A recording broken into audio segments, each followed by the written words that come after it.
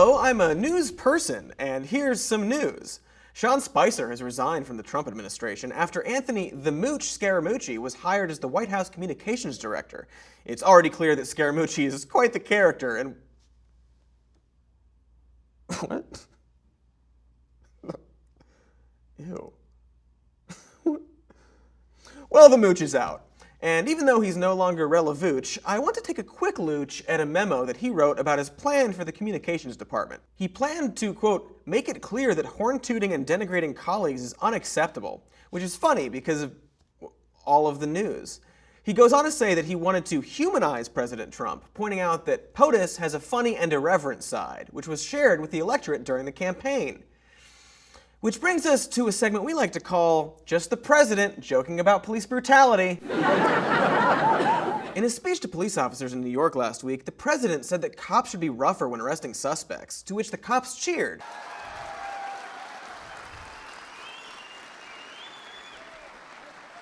Which is not great. But let's just sort of, as a thought exercise, give the president the benefit of the doubt and think real hard and assume the president doesn't think the police should needlessly be rougher when arresting criminals. Maybe he was joking. We can at least ask Press Secretary Sarah Huckabee Sanders, actual sister of an actual dog murderer. Was he making a joke about police brutality? Not at all. I think you guys are jumping and trying to make something out of nothing. He was simply making a comment, making a joke, and it was nothing more than that. With us to comment is Press Secretary Sarah Huckabee Sanders, daughter of the father of a dog murderer. I'll take your questions now. Sarah, was the president joking about police brutality? Not at all. Okay, so what was he doing? He was simply making a comment, making a joke. So he was making a joke? Not at all. Then what was he doing? Making a joke. Do you want to keep doing this? Not at all. Okay, thanks for clearing that up. This has been Just the President Joking About Police Brutality. In other president news, the president is Donald Trump. And in President Donald Trump news, the president reportedly told people at his private golf club, from which he makes money, that the White House is a real dump. Coming to his defense, Trump associate and former Richard Nixon associate and current Richard Nixon back tattoo haver Roger Stone tweeted that no. In his first week in the White House, Trump told Roger that the White House was very cool. And then the president tweeted about it and called Golf Magazine fake news. And of course, there are tweets of him praising Golf Magazine 16 times. And just, who cares? I guess we're living in the dumbest timeline. How do we get out? Here's some news. Mark Zuckerberg has been bumped up from a special guest here on Some News to a recurring character. Welcome to the family. Because the proponent of feudalism, possessor of our data, picker of which news we each see, and pretty guy in the social network totally isn't running for president, but has totally just hired pollster Joel Benenson, chief strategist in Clinton's 2016 campaign. The hire comes after months of touring the countryside and waxing an alien robot's version of poetic about America and the challenges we face. Despite also recently hiring David Plouffe, former Barack Obama campaign manager, and Ken Mehlman, former George W. Bush campaign manager, Zuckerberg has stated that he is not running for president, which brings us to our new segment, Stop It. Stop? Stop. Stop it. Stop it. Stop. Stop. Stop it. I don't even care anymore that you're definitely going to run for president. Go ahead, run for president, but stop saying you're not running for president so we can all tell you to please stop running for president. Stop it. Stop. Stop. Stop it. This has been Stop It, Stop, Stop, Stop It. Here's some news. The real dump of a White House has decided to change legal immigration rules, implementing a point system where immigrants would earn entry by having various skills and qualities. Now, this is a controversial decision, perhaps because allegedly all men are created equal, but a system like this isn't unheard of. Canada and Australia have similar systems. Trump, they also have universal health care, hint, hint, hint, hint, hint. And this is a complex issue. So let's just focus on the fact that one of the criteria for entry is being able to speak English, which is nuts. The ability to speak English? You can't come to America unless you can speak English? Listen to a Trump interview, or better yet, listen to his tweet explaining this rule. I hereby am saying that any person, human, that does not have a tremendous grasp on the beautiful English language, ours, then they are not to be the ones, people, to be coming into our beautiful country. This is my official decree fee. Thought it was real for a second, didn't you?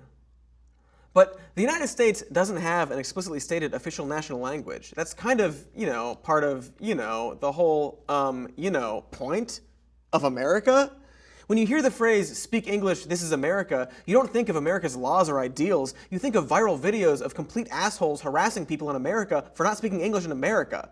Do you think making a law that says someone can't come here unless they speak English will decrease the number of racist assholes who harass people and yell at them for not speaking English in America? Oh, also, it would be great if the president could joke about police brutality to cheering cops. That also won't have cultural ramifications. You're the president, man. Things you say matter. It's just words, folks. Cool.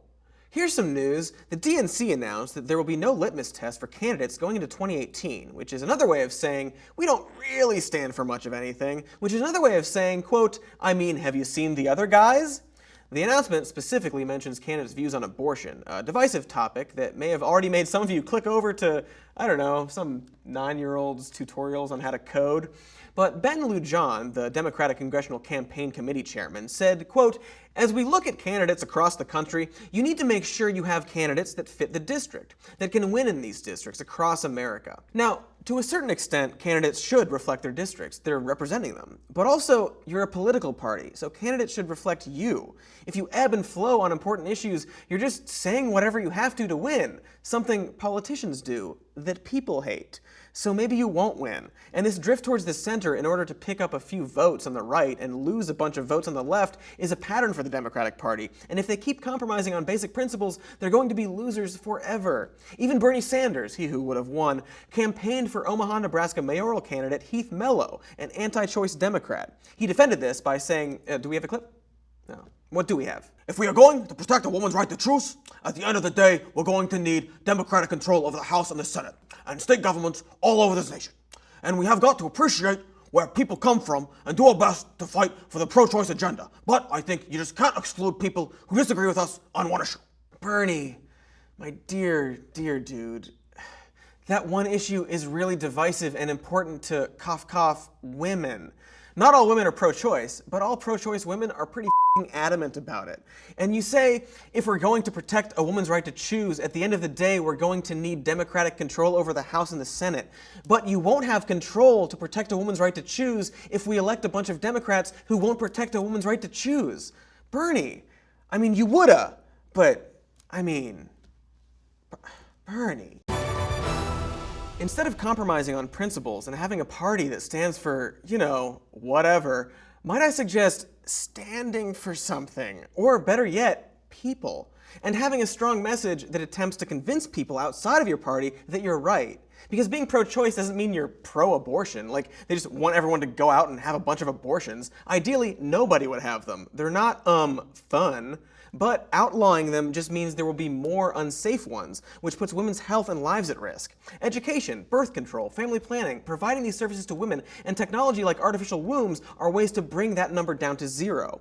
As of 3 days before the current president was sworn in as president, abortions in the U.S. were at the lowest point since Roe v. Wade, and polls indicate that only 18% of people actually think abortion should be illegal in all situations. So Dems, just get it together. Specifically, your and stand for things other than, quote, we're the least worst party of the sadly only 2 viable parties. Universal health care and education would be nice. Ending private prisons and the exploitation of prison slave labor. Actually holding Wall Street accountable. Taxing the unfathomably wealthy. Taxing the merely extremely wealthy. Make corporations not people. Stop arming everybody and perpetuating the military-industrial complex. Get money out of politics.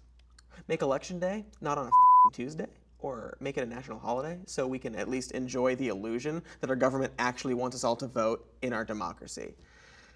I don't know. There's a lot of talk about how Trump's not normal. This is not normal. We just want to go back to normal when we didn't have to think about the news all the time. Make America normal again. But normal wasn't good. And if he ever stops being the president, it's important that we don't forget that. Anyway, this has been some news, I guess. We'll be back in 2 weeks, but we're taking next week off, but only because I just want to take a nap.